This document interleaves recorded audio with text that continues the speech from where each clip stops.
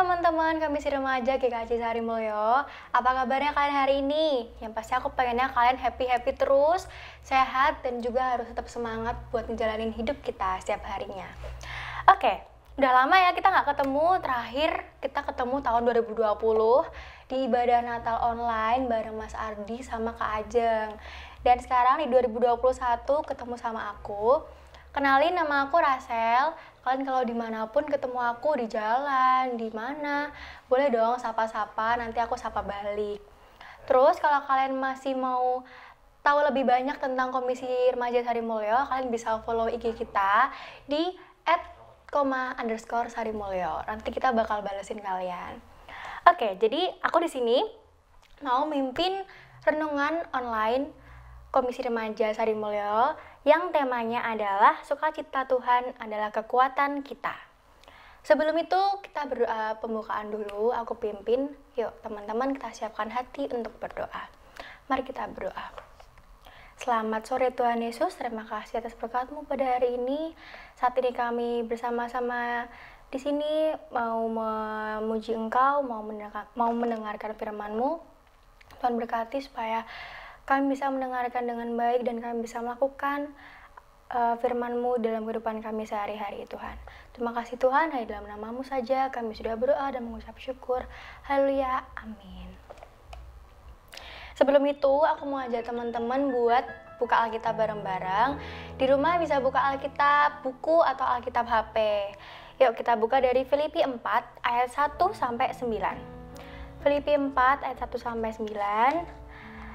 Karena itu, saudara-saudaraku yang kukasihi dan yang kurindukan, sukacitaku dan mahkotaku, berdirilah juga dengan teguh dalam Tuhan. Hai saudara-saudaraku yang terkasih, Eudia kunasihati dan Sintike kunasihati, supaya sehati sepikir dalam Tuhan. Bahkan, kuminta kepadamu juga Sunsugos, temanku yang setia.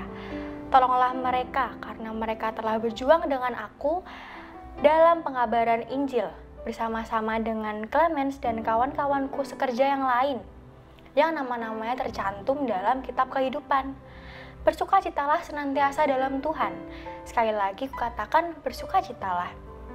Hendaklah kebaikan hatimu diketahui semua orang. Tuhan sudah dekat. Janganlah hendaknya kamu khawatir tentang apapun juga, tetapi nyatakanlah dalam segala hal keinginanmu kepada Allah di dalam doa dan permohonan dengan ucapan syukur. Damai sejahtera Allah yang melampaui segala akal akan memelihara hati dan pikiranmu dalam Kristus Yesus. Jadi akhirnya, saudara-saudaraku, semua yang benar, semua yang mulia, semua yang adil, semua yang suci, semua yang manis, semua yang sedap didengar, semua yang disebut kebajikan dan patut dipuji, pikirkanlah semuanya itu. Dan apa yang telah kamu pelajari, dan apa yang telah kamu dengar, dan apa yang telah kamu lihat padaku, lakukanlah itu.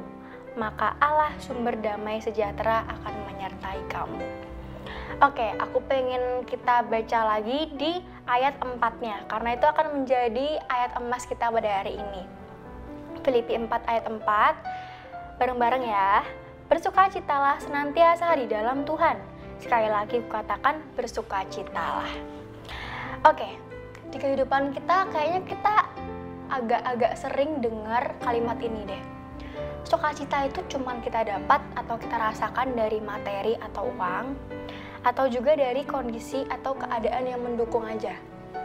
Padahal nih teman-teman, kalau misalnya kita sukacita itu cuman berasal dari uang atau dari materi atau cuman dari kondisi yang memungkinkan aja, itu nggak akan bertahan lama sukacitanya. Jadi cuman sementara aja, cuman bentar. Tapi beda lagi kalau misalnya kita sukacitanya itu berasal dari Tuhan. Kalau kita sukacitanya bersumber dari Tuhan, itu kita bakal ngerasain setiap hari, setiap saat, selama-lamanya deh pokoknya. Karena kalau misalnya kita dari Tuhan, itu akan bersifat permanen. Jadi bedanya kalau kita sukacita cuman dari materi, dari uang, atau dari kondisi yang mendukung aja, itu cuman sementara. Tapi kalau dari Tuhan, itu permanen. Nah, kenapa kok disebut permanen? Karena kalau misalnya sumber kita sukacita itu dari Tuhan, di dalam diri kita itu tandanya ada Roh Kudus yang bekerja. Jadi kayak misalnya kita lagi di mana lagi sedih, terus lagi ada masalah, tapi di dalam diri kita ada Roh Kudus, ya kita akan happy-happy aja, jalanin masalah itu dengan happy, dengan sukacita, karena Tuhan itu beserta kita. Nah, itu yang dirasakan juga oleh Nabi Habakuk di dalam Habakuk 3 ayat 17 sampai 18. Aku bacain ya. Habakuk 3 ayat 17 sampai 18. Sekalipun pohon ara tidak berbunga, pohon anggur tidak berbuah, hasil pohon zaitun mengecewakan, sekalipun ladang-ladang tidak menghasilkan bahan makanan, kambing domba terhalau dari kurungan, dan tidak ada lembu sapi dalam kandang, namun aku akan bersorak-sorak di dalam Tuhan, beria-ria di dalam Allah yang menyelamatkan aku.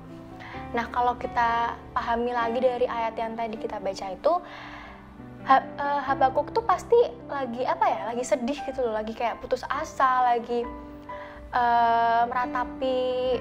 meratapi nasibnya gitu. Tapi dia nggak bener-bener yang melulu sedih terus, dia bahkan justru bersukacita karena di dalam dirinya itu ada Roh Kudus. Nah, Tuhan juga mau kita kayak gitu. Jadi kita itu harus bersukacita itu nggak cuman di saat-saat tertentu aja, kayak misalnya cuman yang enak-enak doang. Kayak contohnya nih, kita lagi ulang tahun. Siapa dong yang ulang tahun sedih-sedih, kan nggak ada ya.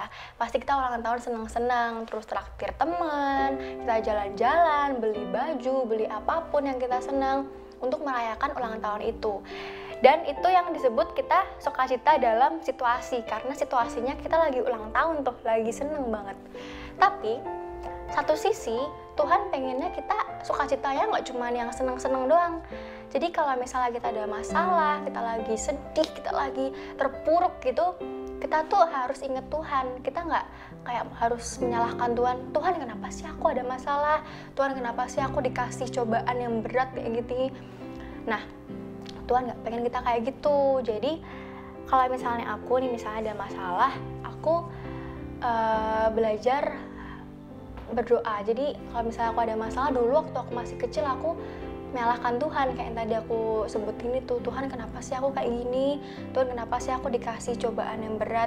Tapi sekarang aku belajar, kalau aku lagi ada masalah, aku coba berdoa, aku curhat sama Tuhan. Tuhan, aku lagi ada ini, Tuhan tolong bantu aku, Tuhan tolong sertai aku supaya aku bisa menjalani masalah ini, menyelesaikan masalah ini dengan baik. Amin gitu. Nanti setelah amin gitu kayak aku ngerasanya lega gitu, kayak lebih lega dari sebelumnya.